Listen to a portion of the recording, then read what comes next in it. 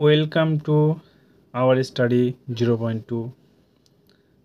দেখো, তোমাদের আমি কিছু ইম্পর্টেন্ট কথা বলবো যেটা ডাব্লিউপি সম্পর্কে ভীষণ ইম্পর্টেন্ট।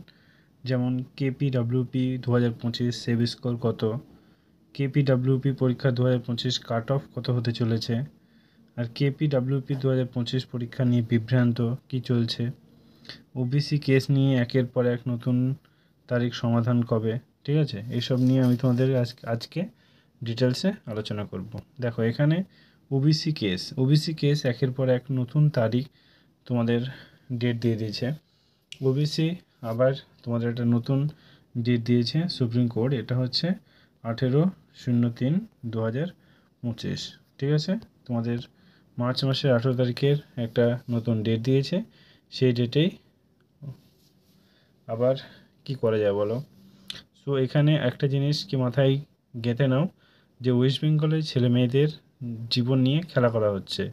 সো এইবার যদি তোমরা উঠে না জাগো তাহলে কিন্তু পুরো জীবন শেষ। আমি দেখেছি ওয়েস্ট বেঙ্গলের ছেলে মেয়েদের মধ্যে অনেক হিংসা এইসব করলে চলবে না। এখানে সমস্ত স্তরের পরীক্ষার্থীদের জেগে ওঠার সময় হয়েছে।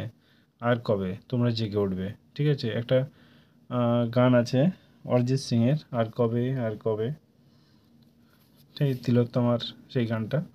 যে পুলিশ কি আবার নতুন এবছর কি বার হওয়ার সম্ভাবনা আছে? দেখো, এটা বড় কথা নয়, বড় কথা হচ্ছে যে এক্সাম কবে নেবে। ঠিক আছে, এইভাবে যদি একের পর এক ডেট যদি পেঁচাতে থাকে তাহলে ওয়েস্ট বেঙ্গলের স্টুডেন্টদের উপর সত্যি একটা বিরাট একটা এফেক্ট পড়ছে, যেটা আমাদের বোঝা উচিত সবারই।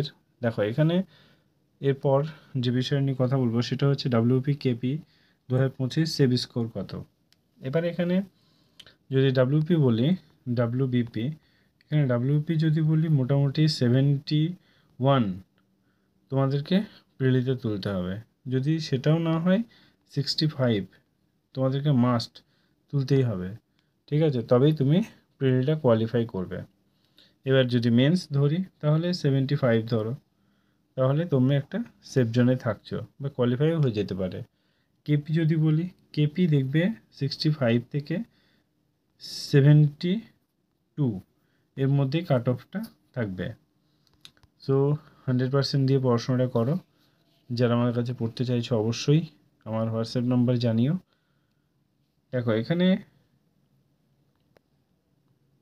কেপিডাব্লিউ পরীক্ষা 2025 কাট অফ কত হতে চলেছে তোমাদেরকে তো বললাম। কাট অফ ডাব্লিউপির জন্য 71 থেকে 75, আর যদি বলি কেপি তাহলে 65 থেকে 72।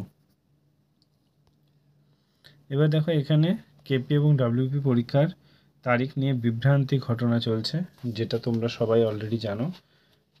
কেউ বলছে মে মাসে পরীক্ষা হবে, কেউ বলছে জুন মাসে পরীক্ষা হবে। ঠিক আছে, তো তারিখের কোনো ঠিক ঠিকানা নেই, আমাদের সরকারেরই কোনো ঠিক ঠিকানা নেই, তো তারিখ আর কি ঠিক ঠিকানা থাকবে। সো যতটুকু আমি জানলাম যে পিআরবি বোর্ড বলল যে তোমরা যদি 4000-5000 ছেলে এসে একটা কোনো কিছু করতে পারো তাহলে একটা এক্সাম তোমাদের হয়তো কন্ডাক্ট করতে পারে। ঠিক আছে, নামটা হয়তো বলবো না, কিন্তু শুনেছি। সো এখানে তোমাদেরকে সবাইকে জেগে উঠতে হবে। একজন যদি যায় সেখানে কিন্তু কোনো কাজ হবে না, 300-400 ছেলে, 1000 ছেলে গেলে সেখানে কিন্তু পুলিশ তাড়িয়ে দেবে। সো এখানে তোমাদেরকে সবাইকেই যেতে হবে। প্রত্যেকটা স্টুডেন্টকে একটা কথা মাথায় রেখো, যে সম্পূর্ণটা দাও নিজের জীবনের জন্য। একবারই তো যাচ্ছ, যাও, তাহলে এক্সামটা অ্যাটলিস্ট হবে, তাই না?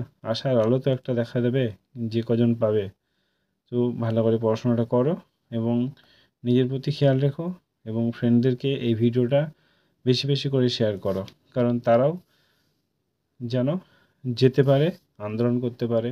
কারণ তুমি যদি আন্দোলন না করো তাহলে কিন্তু তোমার বাড়ির পাশে সে কিন্তু